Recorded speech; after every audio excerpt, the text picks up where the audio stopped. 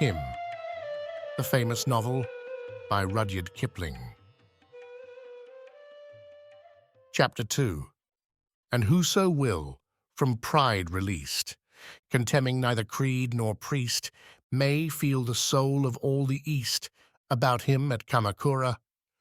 They entered the fort-like railway station, black in the end of night, the electrics sizzling over the goods yard where they handle the heavy northern grain traffic. "This is the work of devils," said the lama, recoiling from the hollow, echoing darkness, the glimmer of rails between the masonry platforms and the maze of girders above. He stood in a gigantic stone hall, paved, it seemed, with the sheeted dead third-class passengers who had taken their tickets overnight and were sleeping in the waiting rooms. All hours of the 24 are alike to Orientals, and their passenger traffic is regulated accordingly. This is where the fire carriages come.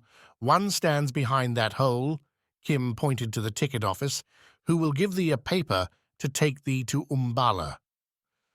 "But we go to Benares," he replied petulantly. "All one. Benares then. Quick, she comes. Take thou the purse." The lama, not so well used to trains as he had pretended, started as the 3:25 a.m. southbound roared in. The sleepers sprang to life, and the station filled with clamour and shoutings, cries of water and sweetmeat vendors, shouts of native policemen, and shrill yells of women gathering up their baskets, their families, and their husbands. "It is the train, only the tea rain. It will not come here. Wait." Amazed at the lama's immense simplicity, he had handed him a small bag full of rupees. Kim asked and paid for a ticket to Umballa. A sleepy clerk grunted and flung out a ticket to the next station, just 6 miles distant. "Nay," said Kim, scanning it with a grin. "This may serve for farmers, but I live in the city of Lahore. It was cleverly done, Babu. Now give the ticket to Umballa." The Babu scowled and dealt the proper ticket. "Now another to Amritsar," said Kim, who had no notion of spending Mahbub Ali's money on anything so crude as a paid ride to Umballa. "The price is so much. The small money in return is just so much. I know the ways of the tea rain. Never did yogi need chela as thou dost," he went on merrily to the bewildered lama. "They would have flung thee out at Mian Mir, but for me, this way, come." He returned the money, keeping only 1 anna in each rupee of the price of the Umballa ticket as his commission, the immemorial commission of Asia. The lama jibbed at the open door of a crowded third-class carriage. "Were it not better to walk?" said he weakly. A burly Sikh artisan thrust forth his bearded head. "Is he afraid? Do not be afraid. I remember the time when I was afraid of the train. Enter. This thing is the work of the government." "I do not fear," said the lama. "Have you room within for 2? "There is no room even for a mouse," shrilled the wife of a well-to-do cultivator, a Hindu jat from the rich Julandur district. "Our night trains are not as well looked after as the day ones, where the sexes are very strictly kept to separate carriages." "Oh, mother of my son, we can make space," said the blue-turbaned husband. "Pick up the child. It is a holy man, seest thou? And my lap full of 70 times 7 bundles. Why not bid him sit on my knee, shameless? But men are ever thus." She looked round for approval. An Amritsar courtesan near the window sniffed behind her head drapery. "Enter! Enter!" cried a fat Hindu moneylender, his folded account-book in a cloth under his arm. With an oily smirk, "It is well to be kind to the poor." "Aye, at 7% a month, with a mortgage on the unborn calf," said a young Dogra soldier going south on leave, and they all laughed. "Will it travel to Benares?" said the lama. "Assuredly. Else why should we come? Enter, or we are left," cried Kim. "See!" shrilled the Amritsar girl. "He has never entered a train. Oh, see!" "Nay, help! said the cultivator, putting out a large brown hand and hauling him in. "Thus is it done, father?" But, I sit on the floor. It is against the rule to sit on a bench," said the lama. "Moreover, it cramps me." "I say," began the moneylender, pursing his lips, "that there is not one rule of right living which these tea reins do not cause us to break. We sit, for example, side by side, with all castes and peoples." "Yea, and with most outrageously shameless ones," said the wife, scowling at the Amritza girl, making eyes at the young sepoy. "I said we might have gone by cart along the road," said the husband, "and thus have saved some money." "Yes, and spent twice over what we saved on food, by the way. That was talked out 10,000 times." "Aye, by 10,000 tongues," grunted he. "The gods help us poor women if we may not speak. Oh ho, he is of that sort which may not look at or reply to a woman." For the lama, constrained by his rule, took not the faintest notice of her. "And his disciple is like him?" "Nay, mother," said Kim most promptly, "not when the woman is well-looking, and above all charitable to the hungry." "A beggar's answer," said the Sikh, laughing. "Thou hast brought it on thyself, sister." Kim's hands were crooked in supplication. "And whither goest thou?" said the woman, handing him the half of a cake from a greasy package. "Even to Benares." "Jugglers belike?" the young soldier suggested. "Have ye any tricks to pass the time? Why does not that yellow man answer?" "Because," said Kim stoutly, "he is holy and thinks upon matters hidden from thee." "That may be well. We of the Ludhiana Sikhs," he rolled it out sonorously, "do not trouble our heads with doctrine. We fight. My sister's brother's son is Naik, corporal, in that regiment," said the Sikh craftsman quietly. "There are also some Dogra companies there." The soldier glared, for a Dogra is of other caste than a Sikh, and the banker tittered. "They are all one to me," said the Amritza girl. "That we believe," snorted the cultivator's wife malignantly. "Nay, but all who serve the Sirkar with weapons in their hands are, as it were, one brotherhood. There is one brotherhood of the caste, but beyond that again." She looked round timidly. "The bond of the Polton, the regiment, eh?" "My brother is in a Jat regiment," said the cultivator. "Dogra be good men." "Thy Sikhs at least were of that opinion," said the soldier, with a scowl at the placid old man in the corner. "Thy Sikhs thought so when our 2 companies came to help them at the Pirzai Kotal in the face of 8 Afridi standards on the ridge not 3 months gone."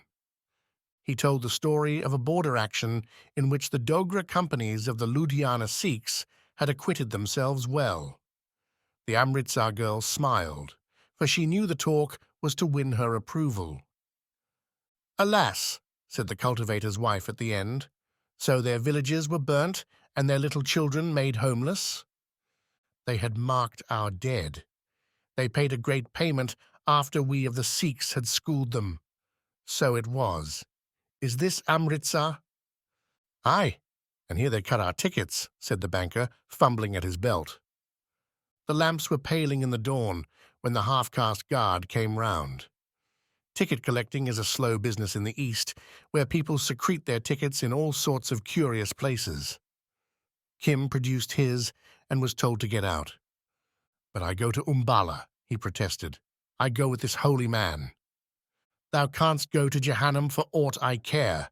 This ticket is only—" Kim burst into a flood of tears, protesting that the lama was his father and his mother, that he was the prop of the lama's declining years, and that the lama would die without his care.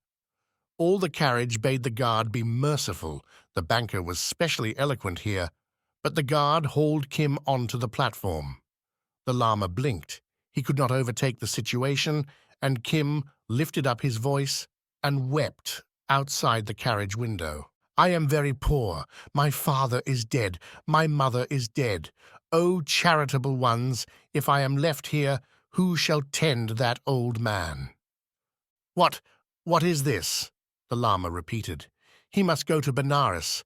He must come with me. He is my chela. If there is money to be paid—" "Oh, be silent," whispered Kim. "Are we Rajas to throw away good silver when the world is so charitable?"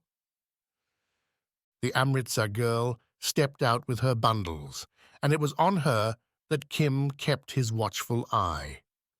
Ladies of that persuasion, he knew, were generous. "A ticket, a little ticket to Umballa. O breaker of hearts!" she laughed. "Hast thou no charity? Does the holy man come from the north?" "From far and far in the north he comes," cried Kim, "from among the hills. There is snow among the pine trees in the north. In the hills there is snow. My mother was from Kulu. Get thee a ticket. Ask him for a blessing." 10,000 blessings, shrilled Kim. "O Holy One, a woman has given us in charity so that I can come with thee. A woman with a golden heart. I run for the tikut." The girl looked up at the lama, who had mechanically followed Kim to the platform. He bowed his head that he might not see her, and muttered in Tibetan as she passed on with the crowd. "Light come, light go," said the cultivator's wife viciously. "She has acquired merit," returned the lama. "Beyond doubt, it was a nun." "There be 10,000 such nuns in Amritsar alone. Return, old man, or the tea rain may depart without thee," cried the banker. "Not only was it sufficient for the ticket, but for a little food also," said Kim, leaping to his place. "Now eat, Holy One. Look, day comes." Golden, rose, saffron, and pink, the morning mists smoked away across the flat green levels. All the rich Punjab lay out in the splendor of the keen sun. The lama flinched a little as the telegraph posts swung by. "Great is the speed of the tea rain," said the banker, with a patronizing grin. "We have gone farther since Lahore than thou couldst walk in 2 days. At even, we shall enter Umballa." "And that is still far from Benares," said the lama wearily, mumbling over the cakes that Kim offered. They all unloosed their bundles and made their morning meal. Then the banker, the cultivator, and the soldier prepared their pipes and wrapped the compartment in choking, acrid smoke, spitting and coughing and enjoying themselves. The Sikh and the cultivator's wife chewed pan. The lama took snuff and told his beads, while Kim, cross-legged, smiled over the comfort of a full stomach. "What rivers have ye by Benares?" said the lama of a sudden to the carriage at large. "We have Gunga," returned the banker, when the little titter had subsided. "What others?" "What other than Gunga?" "Nay, but in my mind was the thought of a certain river of healing. That is Gunga. Who bathes in her is made clean and goes to the gods. Thrice have I made pilgrimage to Gunga." He looked round proudly. "There was need," said the young sepoy dryly, and the traveller's laugh turned against the banker. "Clean, to return again to the gods," the lama muttered, "and to go forth on the round of lives anew, still tied to the wheel." He shook his head testily. "But maybe there is a mistake. Who, then, made Gunga in the beginning?" "The gods." "Of what known faith art thou?" the banker said, appalled. "I follow the law, the most excellent law. So it was the gods that made Gunga. What like of gods were they?"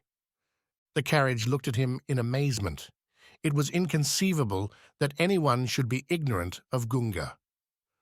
"What is thy god?" said the moneylender at last. "Here," said the lama, shifting the rosary to his hand. "Here, for I speak of him now. O people of Hind, listen." He began in Urdu the tale of the Lord Buddha, but borne by his own thoughts, slid into Tibetan and long-droned texts from a Chinese book of the Buddha's life. The gentle, tolerant folk looked on reverently. All India is full of holy men stammering gospels in strange tongues. shaken and consumed in the fires of their own zeal. Dreamers, babblers, and visionaries, as it has been from the beginning and will continue to the end. Said the soldier of the Ludhiana Sikhs, there was a Mohammedan regiment lay next to us at the Pirzai Kotal, and a priest of theirs, he was, as I remember, a Naik, when the fit was on him, spake prophecies. But the mad all are in God's keeping. His officers overlooked much in that man. The Lama fell back on Urdu, remembering that he was in a strange land. Hear the tale of the arrow which our Lord loosed from the bow, he said. This was much more to their taste, and they listened curiously while he told it. Now, O people of Hind, I go to seek that river. Know ye aught that may guide me, for we be all men and women in evil case. There is Gunga, and Gunga alone, who washes away sin, ran the murmur round the carriage. Though past question, we have good gods Julunda way, said the cultivator's wife, looking out of the window. See how they have blessed the crops. To search every river in the Punjab is no small matter, said her husband. For me, a stream that leaves good silt on my land suffices, and I thank Bhumia, the god of the homestead. He shrugged one knotted, bronzed shoulder. Think you our Lord came so far north? Said the Lama, turning to Kim. It may be, Kim replied soothingly as he spat red pan juice on the floor. The last of the great ones, said the Sikh with authority, was Sikandar Jul Khan, Alexander the Great. He paved the streets of Julundur and built a great tank near Umballa. That pavement holds to this day, and the tank is there also. I never heard of thy god.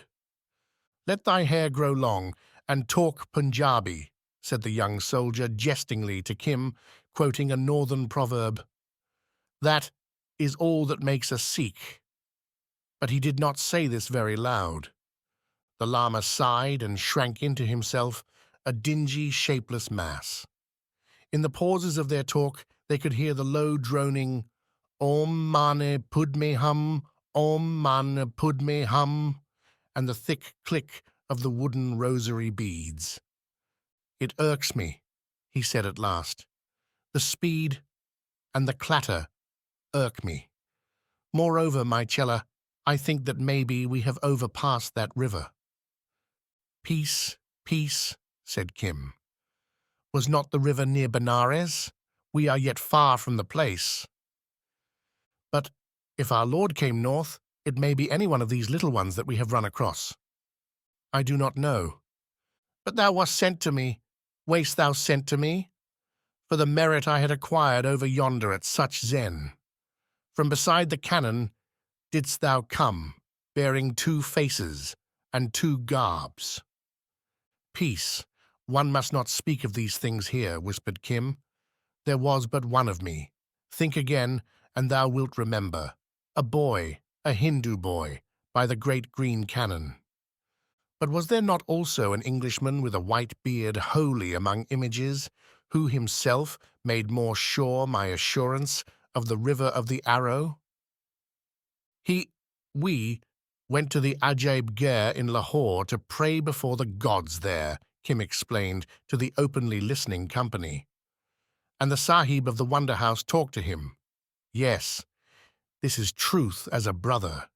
He is a very holy man from far beyond the hills. Rest thou. In time we come to Umballa. But my river? The river of my healing?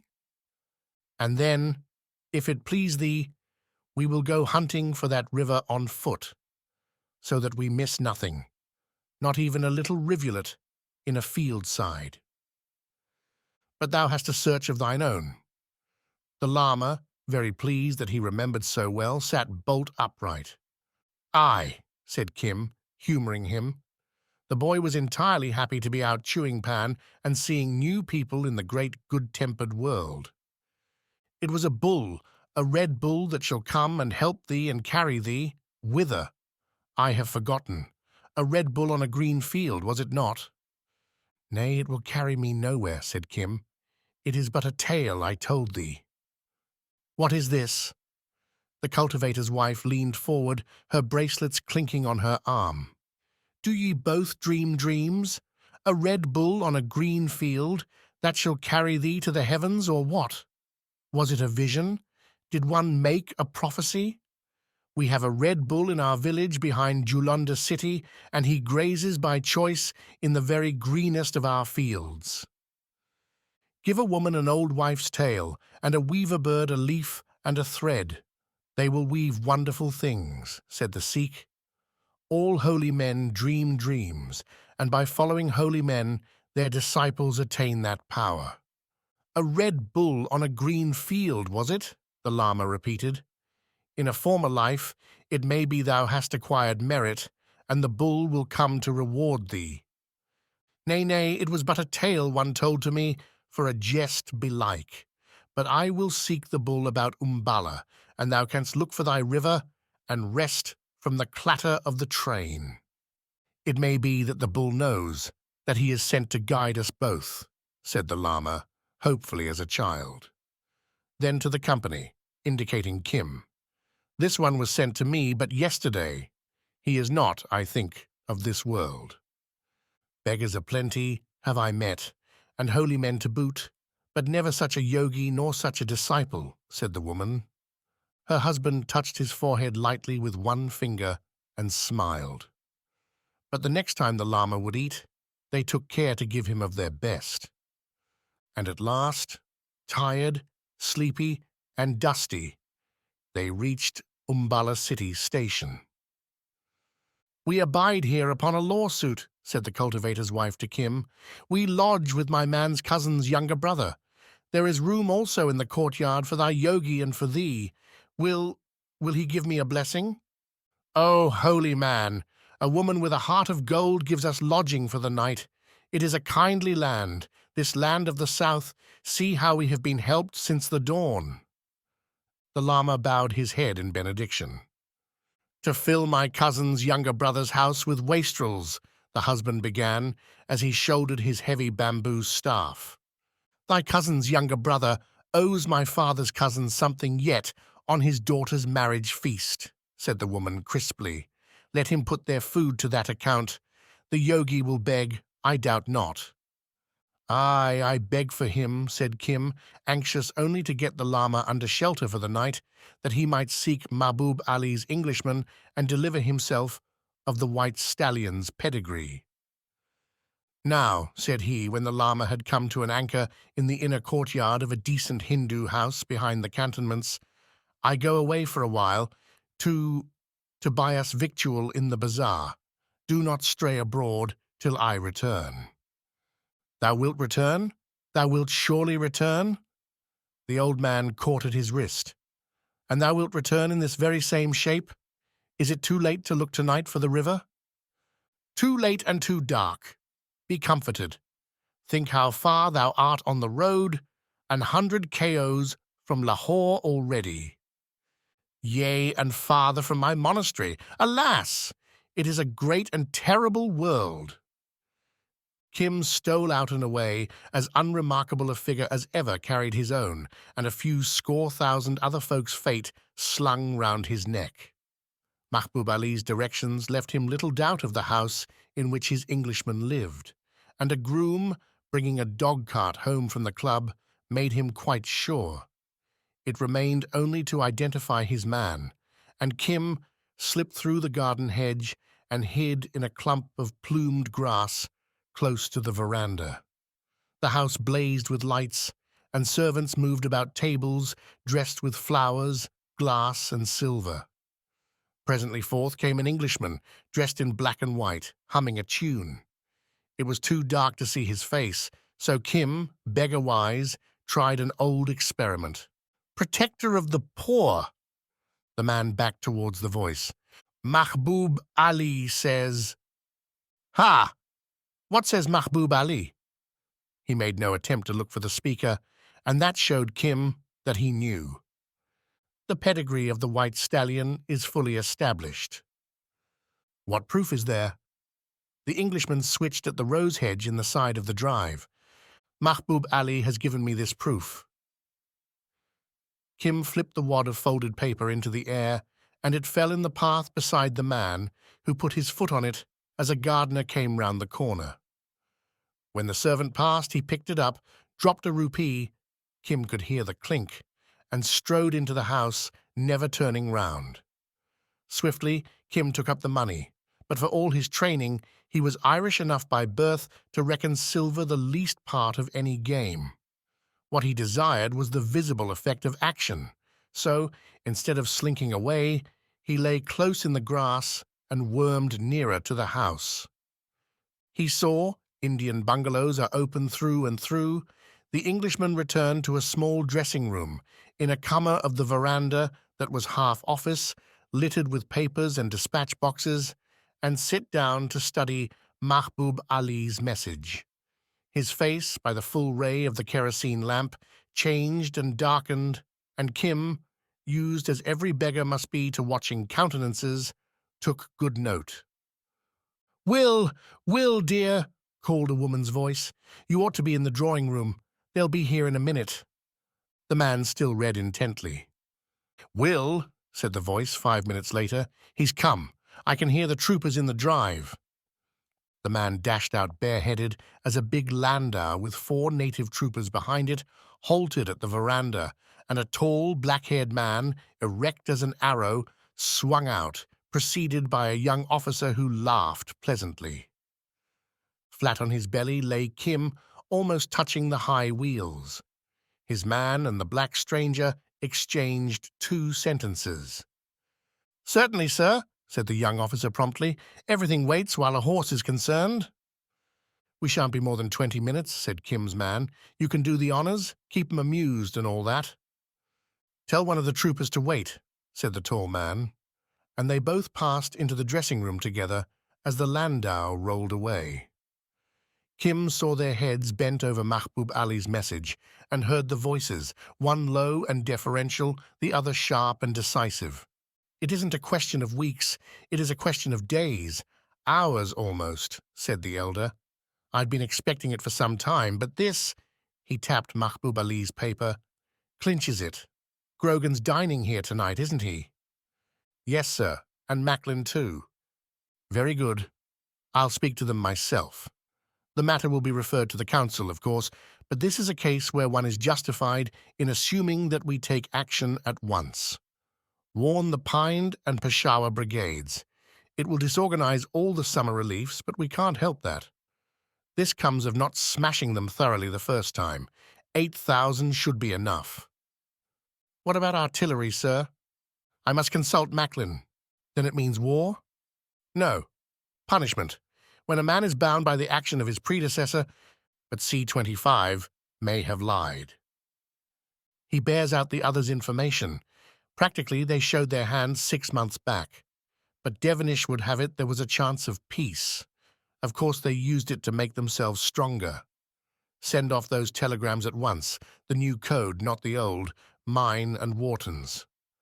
I don't think we need keep the ladies waiting any longer. We can settle the rest over the cigars.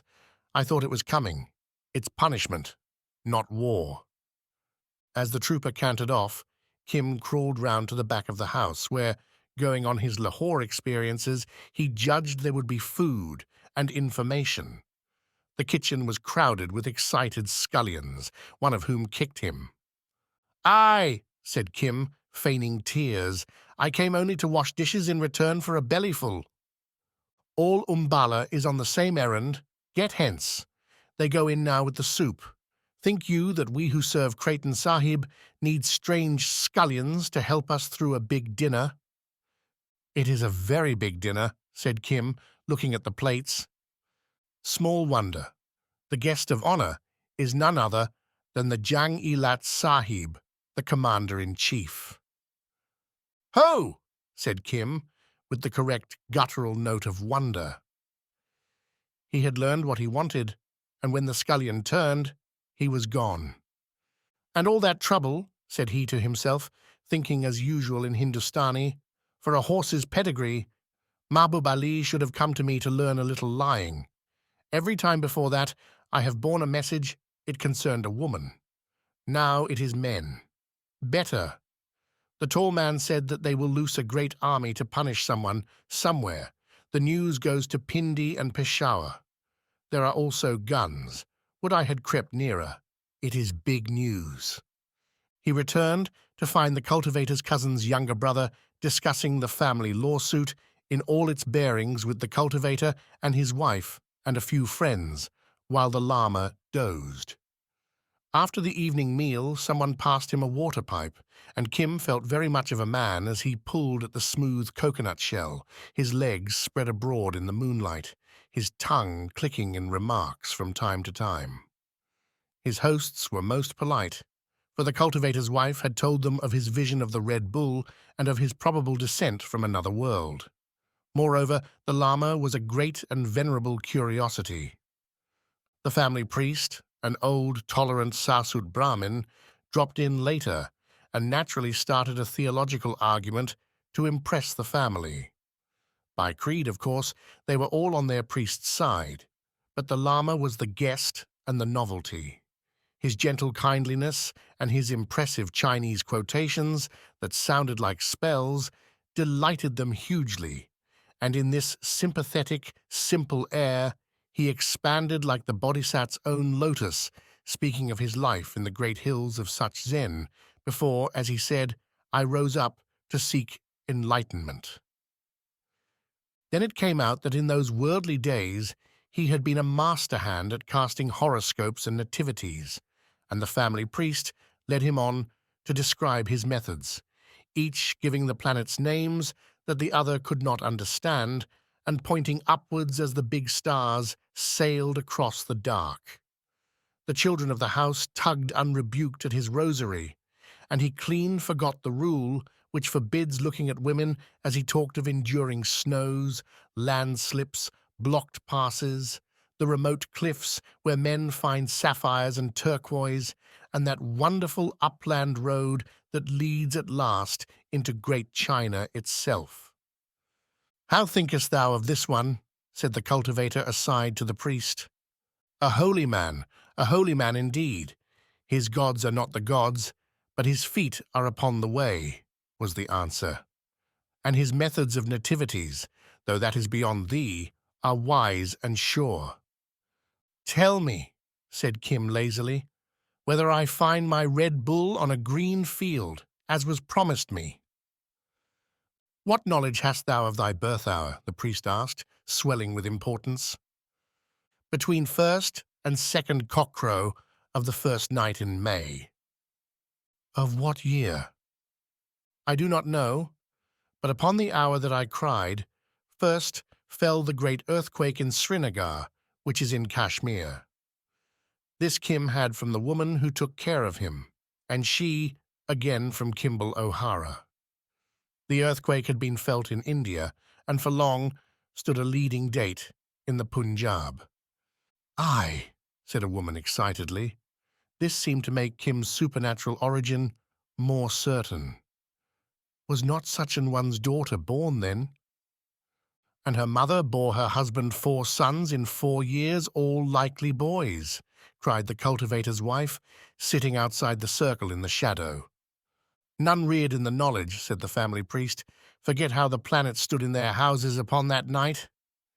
He began to draw in the dust of the courtyard. At least thou hast good claim to a half of the house of the bull. How runs thy prophecy? Upon a day, said Kim, delighted at the sensation he was creating, I shall be made great by means of a Red Bull on a green field, but first there will enter 2 men making all things ready. Yes, thus ever at the opening of a vision, a thick darkness that clears slowly. Anon, one enters with a broom, making ready the place. Then begins the sight. 2 men, thou sayest? Aye, aye. The sun, leaving the house of the bull, enters that of the twins. Hence the 2 men of the prophecy. Let us now consider. Fetch me a twig, little one. He knitted his brows, scratched, smoothed out, and scratched again in the dust. Mysterious signs, to the wonder of all save the lama, who, with fine instinct, forbore to interfere. At the end of half an hour, he tossed the twig from him with a grunt. Thus say the stars. Within 3 days come the 2 men to make all things ready. After them follows the bull, but the sign over against him is the sign of war and armed men. There was indeed a man of the Ludhiana Sikhs in the carriage from Lahore, said the cultivator's wife hopefully. Tick, armed men, many hundreds. What concern hast thou with war? Said the priest to Kim. Thine is a red and an angry sign of war to be loosed very soon. None, none, said the lama earnestly. We seek only peace and our river.